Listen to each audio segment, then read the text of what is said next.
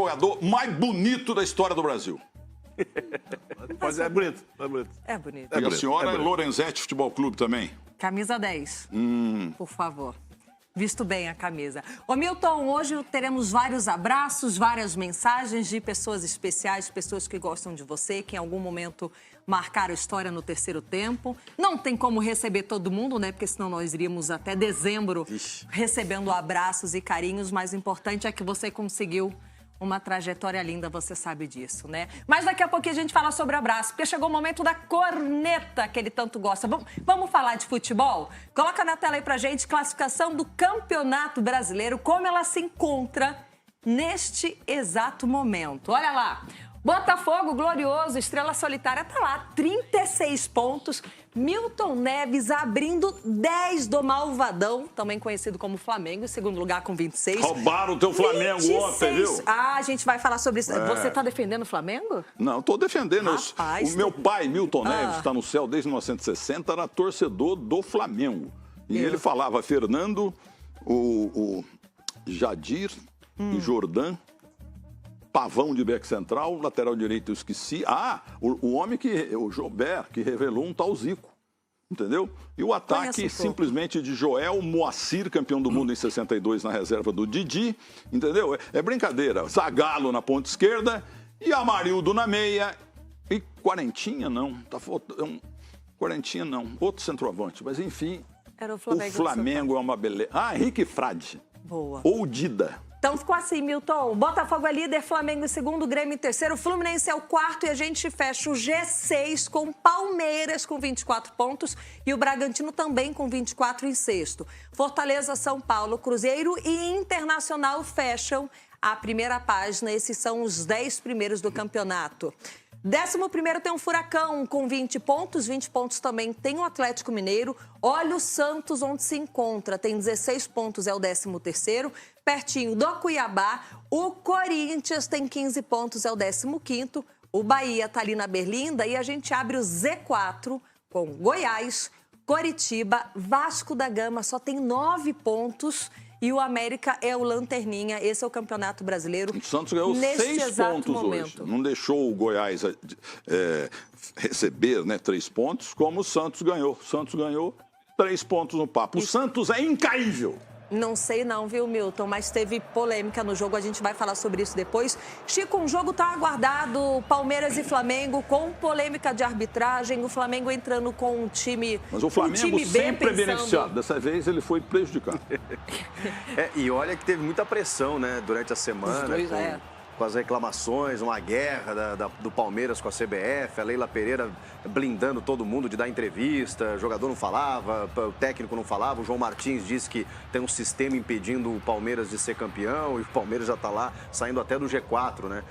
E aí teve um benefício ao Palmeiras no jogo depois de tudo que se falou. Mas, na verdade, como o Sampaoli deixou esses caras para o banco de reservas, aí quando foi para o segundo tempo, em que a coisa começou a apertar, o Palmeiras olhou para o banco, o Abel Ferreira, e começou a botar Naves, Luiz Guilherme, jogadores das categorias de base, porque realmente a crítica do torcedor em relação ao banco do Palmeiras, eu concordo. Justamente Palmeiras não ter o banco. Faltam opções quando você mais precisa.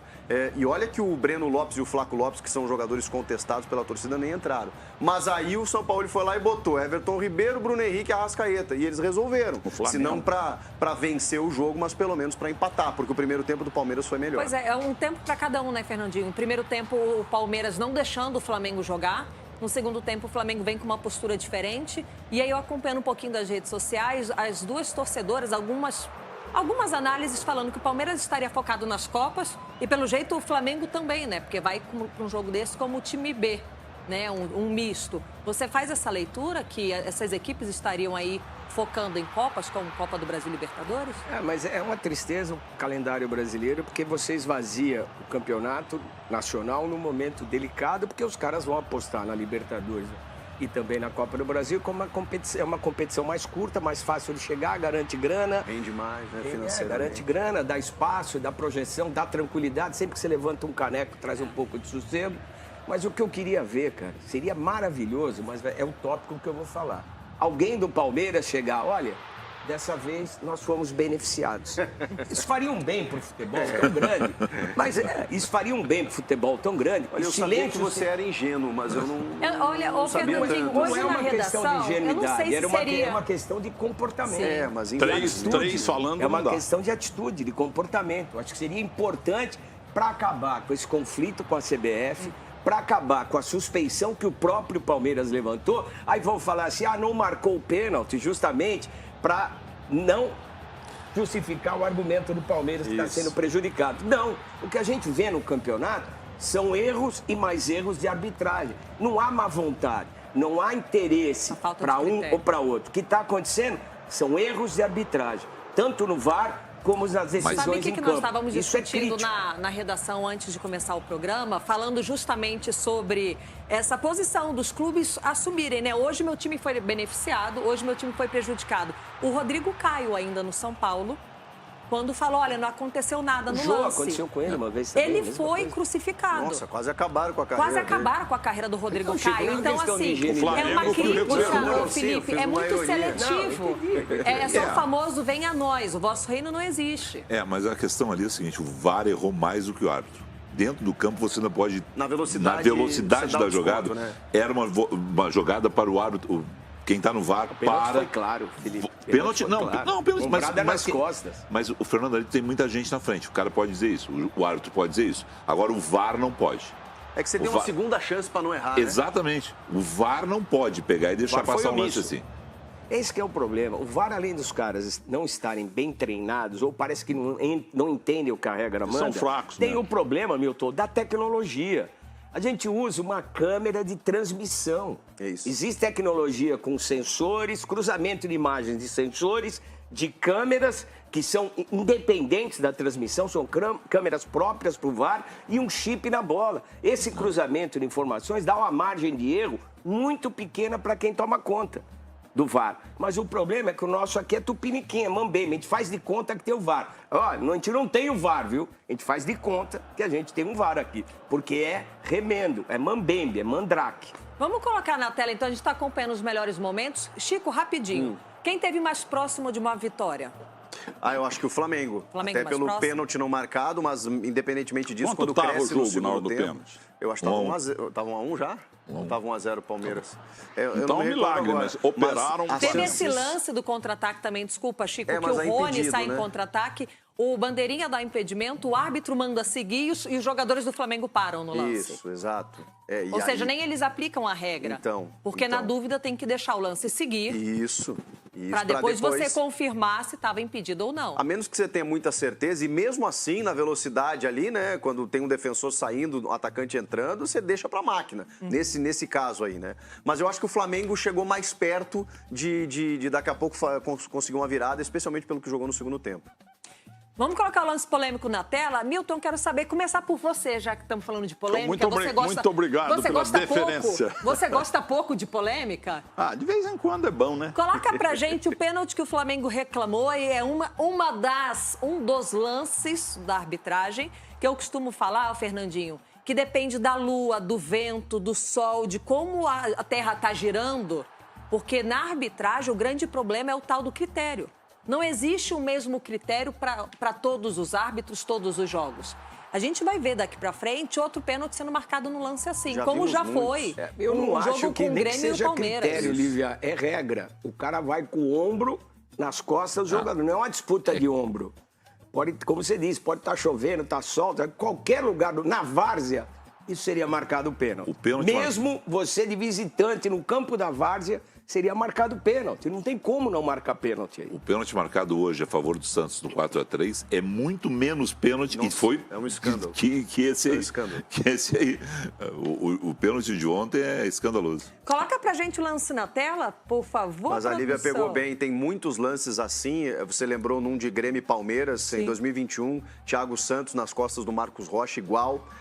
Acho que o Grêmio teve um pênalti a seu favor marcado recentemente, que foi exatamente assim. Tem muitos lances assim que são marcados. Aí, de repente, um lance envolvendo Palmeiras e Flamengo, igual, o juiz não marca. Mas a arbitragem virou uma muleta conveniente para todos os clubes. Sempre tem alguém para apontar o dedo, ou por sua incompetência, ou por seu time que não está jogando bem, ou pela falta de... O que queiram apontar. A verdade é que a arbitragem... Não vejo um presidente de clube falar assim, vamos dar um jeito na arbitragem? Vamos conversar, gente? Não, os caras só descem a lenha. Eles só pensam no deles, né? E quando o cara poderia dar um exemplo, o presidente do Palmeiras falou, olha, dessa vez sobrou pra gente, nós fomos favorecidos. Não existe, então só existe reclamação. Não existe um momento em que os dirigentes de futebol falam assim, gente, vamos resolver o problema da arbitragem? Ninguém quer, porque é conveniente em determinado momento, a arbitragem ajuda. O time está na podre, está na pior e ganha com a arbitragem, o cara não fala nada. O time que perde reclama. É fácil, então vamos continuar o resto da vida assim. Ô, Felipe Vieira, você tem que falar mais, que você tem uma voz que oxalá eu tesse netamente falando. Eu tô aqui hoje como um convidado, né? Então eu tô aqui quietinho, assim, aprendendo com vocês. Eu vi tanto esse programa, tô aqui tão, assim, emocionado de estar participando. A gente tá extasiado aqui hoje. Então eu tô aqui curtindo muito. Agora, parabéns por tudo que você tem feito pelo Internacional. Você está sendo chamado lá de o novo Balvé. Grande Frederico Arnaldo Balvé, um dos maiores dirigentes da história do futebol brasileiro, em todos os tempos. Agora, o Chico Garcia, há uma denúncia no Poder Judiciário de Porto Alegre contra o senhor. Porque o senhor entrou na Justiça de Porto Alegre, que tem coisa muito mais importante para fazer, claro. São procuradores e advogados, etc., né, desembargadores, muito ocupados. Aí o senhor entra com uma ação para acabar com o negócio de Grenal. Como você é colorado, você quer Nalgré. Eu te ajudo. Olha, Nalgré vai emplacar daqui nunca. Você tem um Grenal no estúdio, quero te dizer. Chico, eu te ajudo. Por favor. Grenal é Grenal e vice-versa. Obrigado, Felipe. Eu trouxe reforço. Seu Jardel, eu trouxe reforço. Hildo Meneghete. Ô, Fernandinho, e essa fase do Palmeiras? O pessoal fala assim, não tem terra arrasada, não é uma fase tenebrosa, mas é uma fase diferente do que a gente vinha acostumando a acompanhar, né? Palmeiras em casa, 31 jogos sem saber o que é perder. Aí perdeu a primeira fora de casa, depois perde em casa e vem numa sequência ruim.